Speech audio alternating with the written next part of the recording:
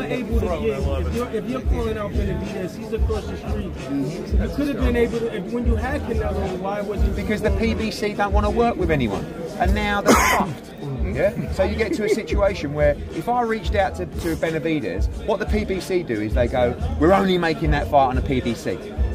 Not, we'll give Benavidez the opportunity. And this is what people don't understand. They're not willing to let their guys go on another platform to take a chance to achieve greatness. It all has to happen with them only. Why do you think that?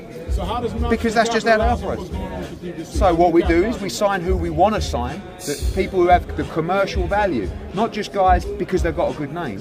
Some of these guys, PBC have lost a lot of money on doing fights with those fighters. So you have to, the price has to be right, the business has to be right.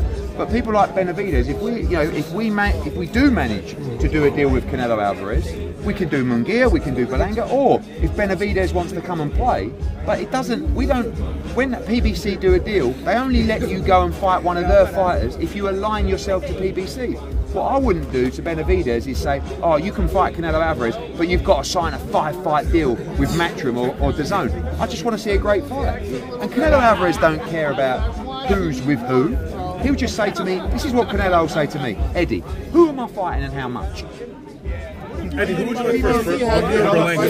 Would you at least understand the disappointment from everybody if it is Berlanga next? He's a very good fighter, but he hasn't really fought anybody. But you know, at the end of the day, who is the other options? The only option right now on the table is Canelo never got Benavidez offers for May and all this big money that everyone's talking about. They said to him, you can fight Jamel Charlo, and by the way, the money that we promised you, we're not even promising you that anymore. He don't even want to fight Charlo. So he's got to look at other options. He's got to look at young fighters that are ready. If Benavidez wants to come and talk to us and make that fight, we can talk to him and make that fight, no problem.